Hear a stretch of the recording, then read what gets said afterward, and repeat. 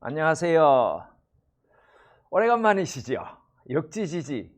그동안 좀 촬영이 안 돼 갖고서 듣고 싶은 얘기인데 못 들으셨는지, 별로 듣고 싶지 않으셨는지 잘 모르겠습니다. 저희가 이제 사진을 여기 촬영을 하면은 3번을 하는데, 이번 3번의 이야기는 우리 조선시대의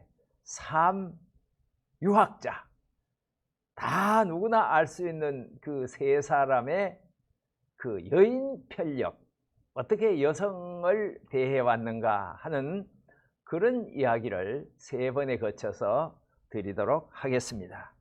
그 첫 번째 이야기가 오늘 보시는 것처럼 제13화, 벌써 시작한 지 13번 됐는데요. 조광조의 선비정신에 대해서 말씀을 드리겠습니다. 옆에 보면은 파란 안에 한문 두 자가 있는데, 밑에 거기에 제가 토를 달아놨죠. 앞에 있는 것이 삼갈신, 그 다음에 옆에 있는 것이 홀로독, 그런 얘기입니다. 신독이라고 하지요. 선비정신의 최고 경지가 신독입니다. 일반적으로 보면은 사람이, 여러 사람들이 보는 앞에서는 예의도 지키고 염치도 알고 부끄러움도 알고 이러지만은 혼자가 되면 홀로독, 혼자 있을 때에는 사람들이 자기를 그렇게 지켜나가기가 힘들다, 이렇게 선비들은 생각을 했나 봅니다. 그래서 선비정신의 가장 기본은 신독이다. 내가 혼자 있어도 누가 보든 안 보든 내 스스로가 삼갈 것은 삼가가고 자기를 지켜가는 그 정신이 선비정신입니다. 이런 선비정신을 가진 분들이 여인관계는 어떻게 했겠는가 하는 것이 조금은 관심이라면 관심인데, 그래서 3사람, 제일 먼저, 지금으로부터 오래됐고 제일 먼저 태어나신 조광조 선생님을 제일 먼저 이야기하고, 다음 시간에 이제 이태계 선생님, 1,000원짜리에 사진 나오는 이황 말입니다. 이태계 선생님의 여인 생활과의 생활. 세 번째는 5,000원짜리에 나오는 이율곡 선생님, 이렇게 해서 3번에 거쳐서 관련된 말씀을 드리려고 합니다. 자, 오늘 제13화 조광조의 선비정신인데, 조광조의 여인을 대하는 태도는 선비정신 바로 그 자체였습니다. 그래서 오늘은 조광조가 어떤 분인가, 혹시 잘 모르는 분들을 위해서 조광조를 조금 소개를 해드리면은, 조광조는 1482년, 그러니까 성종대왕, 조선 성종 13년에 태어나서 연산군 시대를 거쳐서 중종 시대까지 이렇게 살았습니다만은, 조광조는 여기 있는 것처럼 1482년에서 1519년에 돌아가셨으니까 37세, 우리나라 나이로 말하면은 38배에 죽었습니다. 그것도 중종이 내리는 사약을 받고 죽었는데, 조광조가 죽게 된 것을 가져가 우리가 뭐라고 그랬는고 하니까 기묘사화, 그렇게 역사에서 말을 하고 있습니다. 조광조는 1519년에 죽었지만은 장원급제를 해갖고서 중종에게 불림을 받은 것은 1515년입니다. 그래서 중종 앞에서 3년 동안 사랑을 받고, 마지막에는 다른 사람들의 시기와 질투를 받아갖고서 중종으로 1년 동안 귀양과 있는 동안에 서울에서 사약이 내려와서 그 사약을 받고 세상을 떠납니다. 조광조는 보면은 여기에 있는 것처럼 두 번째, 한원당 김굉필이라고 하는 사람을 만나서 김굉필을 자기의 선생으로 모시고 그에게서 학문을 배워서 김굉필의 가장 훌륭한 제자가 조광조가 됩니다.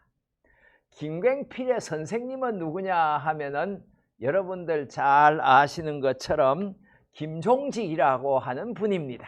이 사람들은 다 영남학파라고 하는 살인파의 거두들이고, 성종이 정권을 잡으면서 그동안에 있던 훈구파를 다 몰아내고 살인파로 조각을 할 때에 들어온 사람이 김종직이고, 김종직의 제자가 김괭필이고, 김괭필의 제자가 오늘 말하는 조광조입니다. 조광조는 35살에 장원급제를 할 때에 중종이 여러 시험 문제를 이렇게 냈습니다.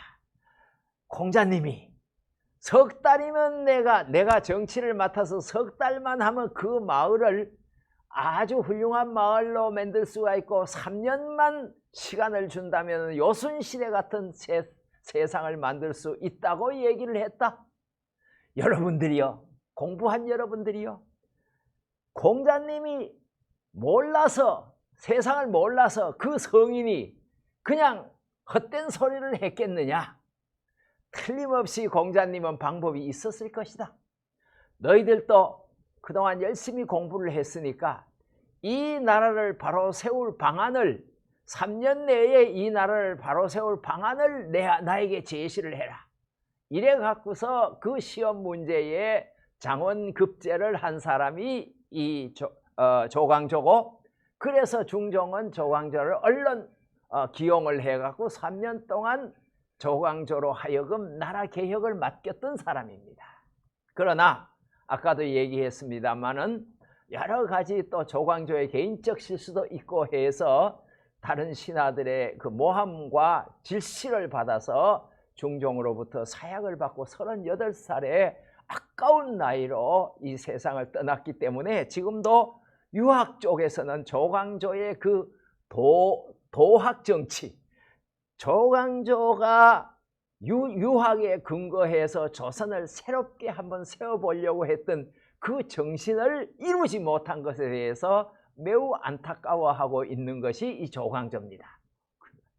그런데 조광조의 인격을, 지금 시간이 10분인데 2분밖에 안 남았다고 사인이 왔는데요, 다 얘기를 못 하겠는데, 여기에 보면은 김괭필이 45이고 조광조가 17살 때 만나서, 조광조 아버지가 마침 그때 평안도 찰방이라고 하는 벼슬을 받아 갖고서 부임을 했는데, 보니까 거기에 조광조가 17살의 어린 나이로 따라와 있는 거예요. 그러니까 조광조 아버지가 천하에 없는 훌륭한 인재가 자기가 있는 다스리는 지역에 와서 귀향을 와 있으니까 자기 아들 조광조를 공부를 시켰어요.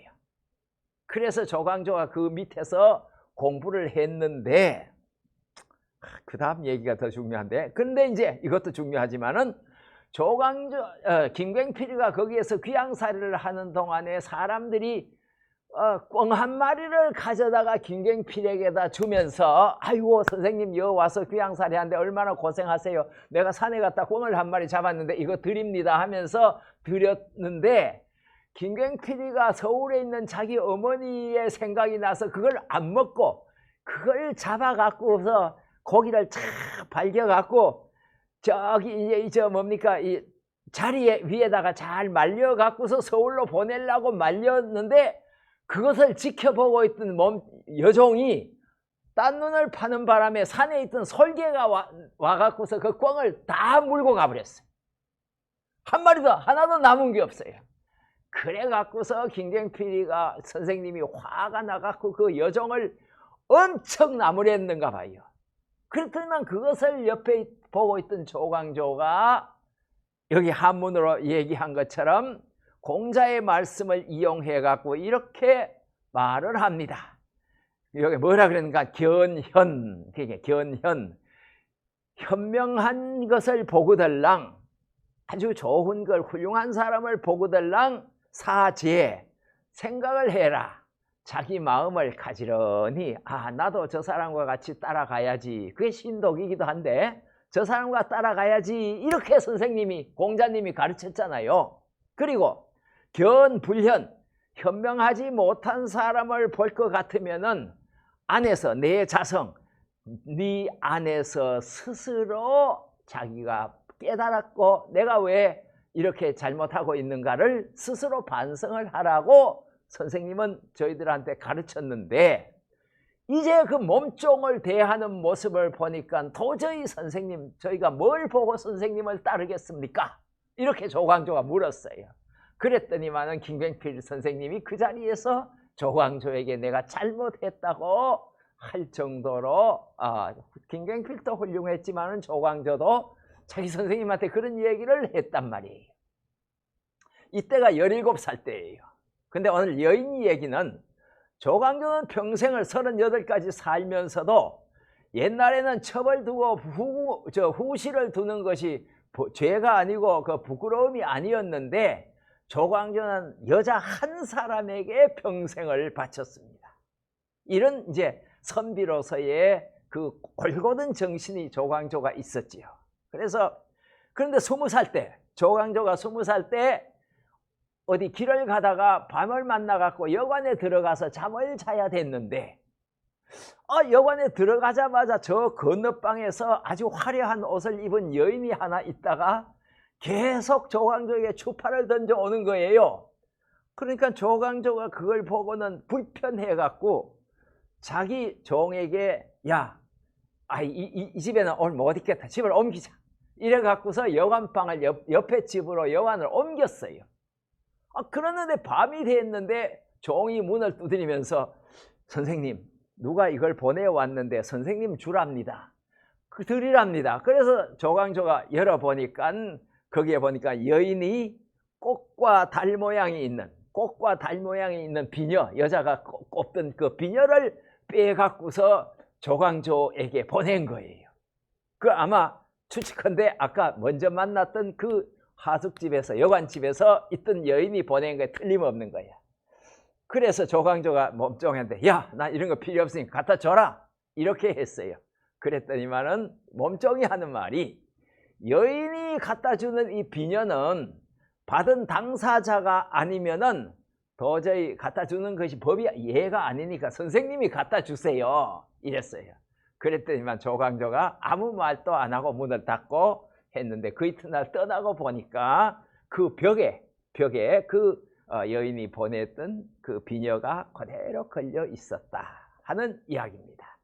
자, 이게 조광조가 자기의 그 신독 또는 그 여인에 대한, 자기 부인 한 사람만 평생 함께 살다가 38살의 나이에 중종한테 너무 바른 말만 하다 중종도 싫어갖고 그에게 사약을 내린 한 선비의 올곧은 모습을 오늘 여러분들에게 말씀해 드렸습니다. 감사합니다.